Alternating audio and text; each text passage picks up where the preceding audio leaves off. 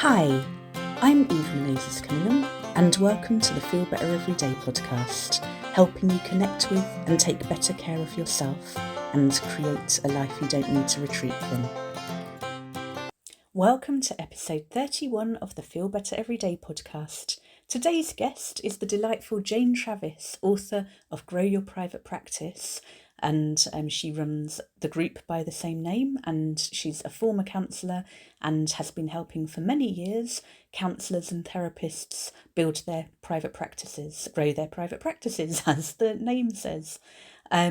She is sharing her self and uppercase self-care ideas with me, and they include boundaries, beauty and pleasure, and skincare. But also we had a conversation about how we both hate the word self-care.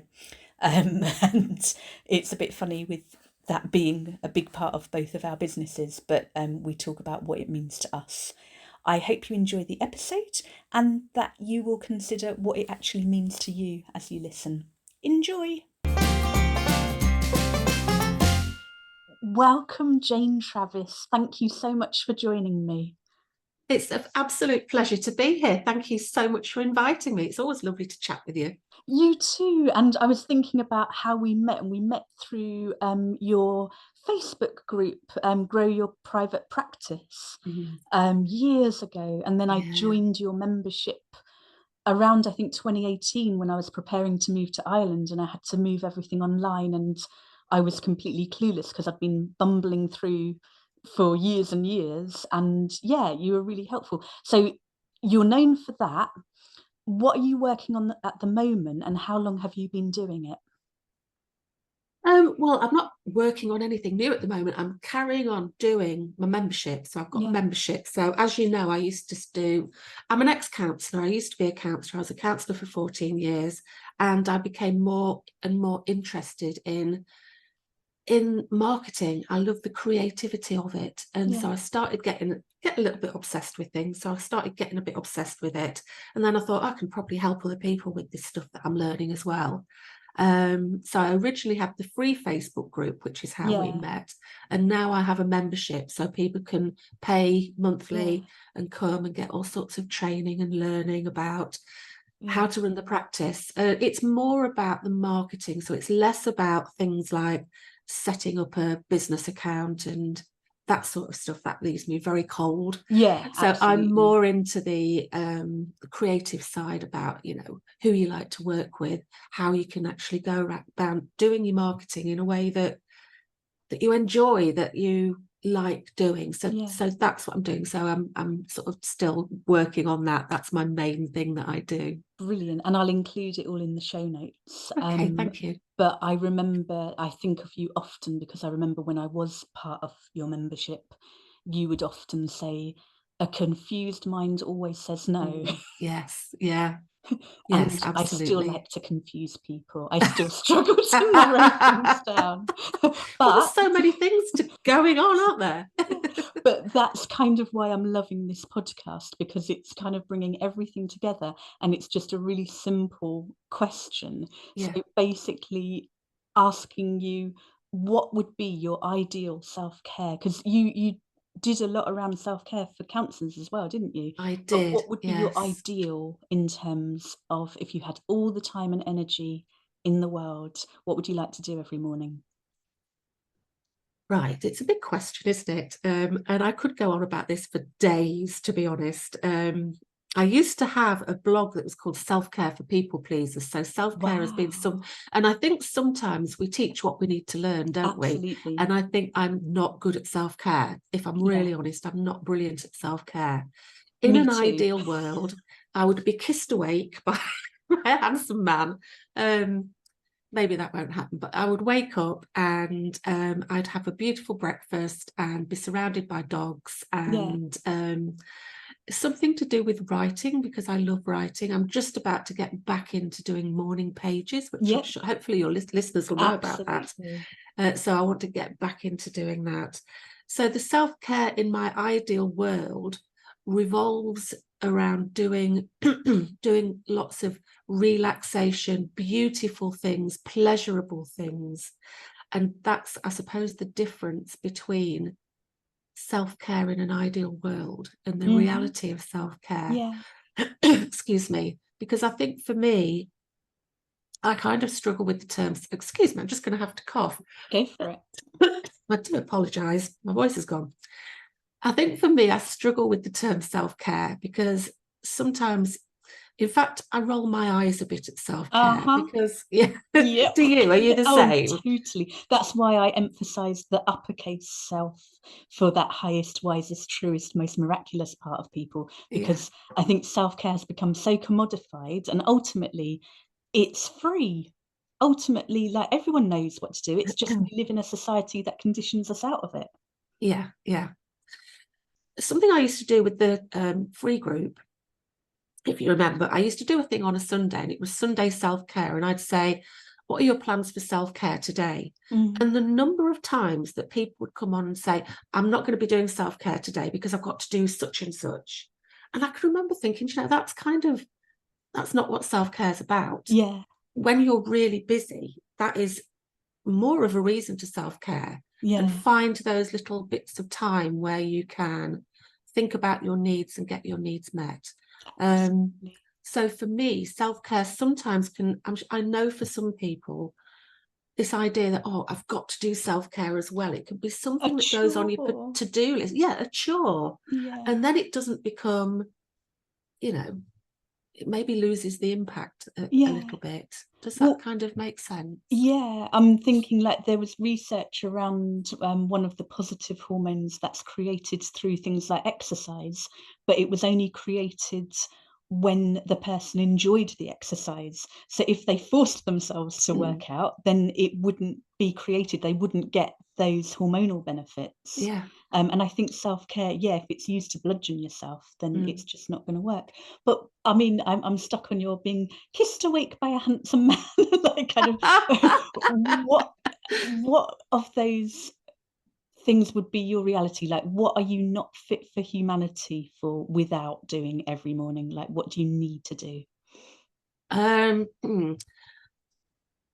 One of the things I love about my lifestyle at the moment is that I'd never have to set my alarm. No, I rarely have to set my alarm. I Yeah. wake up naturally. That is really important because I think if I wake up at a certain time, that has an impact on me. And do you mind me asking what kind of time you'd naturally wake up at?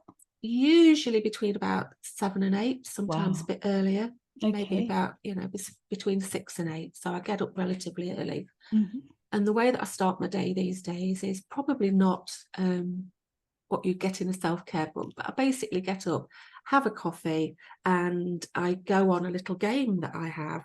It's called Heyday. It's for kids. You make a farm, and I kind of go on there. It's almost like a mindfulness thing. Uh-huh. I don't know, I've been using it for years, and I just go on there, have a little bit of time doing that. Yeah. Creates a little bit of space, and then I try to start work at a relatively set time. Yeah. But you're giving yourself, I'd love if you'll send me a link and I'll include it in the show notes along with your details and all the rest of it. But you're talking about making time for something for you before your workday begins, which is Yes, brilliant. yeah, Yeah. yeah. So what about later in the day? What would be your ideal if you had the time and energy and space, and what are your essentials? Right.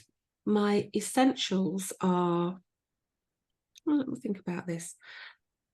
A while ago, I suffer with eczema and I get horrible skin. It's always been a problem for me. And some years ago, I started getting really interested in skincare. Hmm. Um, it used to be that if you ever wanted to have skincare that didn't have fragrance in it, you had to pay a fortune, go to Clinique. Well, that's changed. And I got really into looking at skincare. So I now have like a skincare routine, and that makes up a really, I think, lovely part of self-care. And Hmm. I do it in the morning as well, but I close down the day by, removing any makeup if I'm wearing makeup, cleansing, using whatever.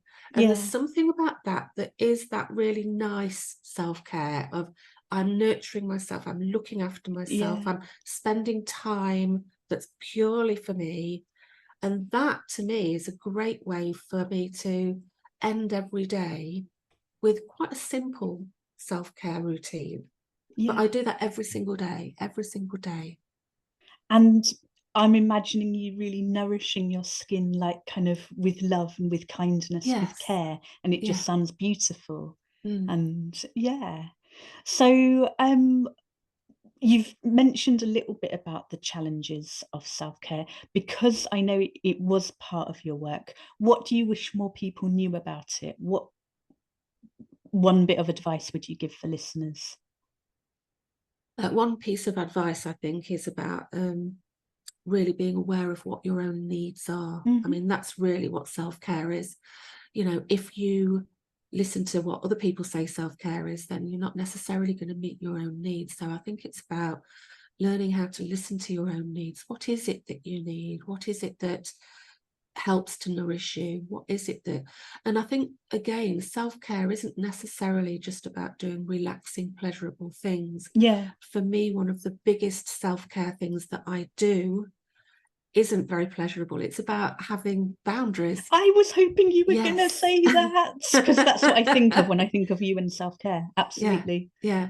So it's boundaries is absolutely massive. I used to be a massive people pleaser, Yeah. and for me, having boundaries is how I can help to alleviate that feeling that I have of, oh, I've got to do things for other people, I've got to be there for other people, I've got to.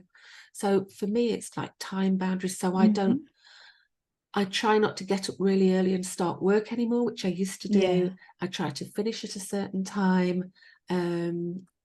I say to my members when they first join, I do a welcome thing, and I've got it set out. This is what you can expect from me. I'm available for this, but these things I'm not available for. So for me, self-care is knowing yourself, knowing what you need, and thinking about, right, how can I make that happen? Yeah. And self-care, boundaries is one of those things. It sounds easy to make boundaries, and making boundaries is really easy, but It's the enforcing those boundaries, yeah. not so easy. Yeah, It's the, like, "I did it," and it's like, yeah, and if they don't listen, then you have to really hold it, yeah, and you have to yeah. really hold yourself and Mm, remind yourself it's okay, you're allowed to have set that boundary and yeah, to sit yeah, with all of that discomfort. yeah. So like it's quite easy sometimes to Yeah, say no. You can learn how to say yeah, no. But if you say no and then they come back with, oh, but what yeah. about whatever, then it's like, oh no, I didn't know I haven't found out what to do when that happens. Yeah. Oh, thank you so much. I know, where can people find you? I'm gonna put it all in the show notes as well, but for people just listening. Yeah, sure. I do regularly blog, and I do have a podcast, a weekly podcast. If people want to listen to the podcast, Yeah. it's the Grow Your Private Practice Show. So Uh-huh. they can search that, and you can find everything I do on janetravis.co.uk. So it's Jane Wonderful. without a Y. And I've got details there. I've got, as you know, I've got my book, the Grow Your Private Practice book. So anybody that's looking to grow their private practice, then I've got all sorts of both free and paid things that will help them. So yeah, pop over. Absolutely. And thank you so much. I really appreciate your time No, and again, your thank you very much for having me. okay. Thank you for listening to this episode of the Feel Better Everyday podcast. As you listened to Jane, I wonder what came up for you in terms of your own boundaries, both with other people and with yourself around time and other issues. Also, how you might bring more pleasure and beauty into your life, and how you might give yourself more space around your definition and expectations for your own self-care. This episode, like all of them, is produced by me, your host, Eve Menezes Cunningham. I'd love it if you'd share it with someone you feel might benefit from it. And if you haven't already rated, reviewed, subscribed, commented, I love hearing your feedback. So, whatever you want to share, I very much welcome. I want to make it as beneficial as possible for people. Next week, I'm looking forward to welcoming the delightful Jo Mallon.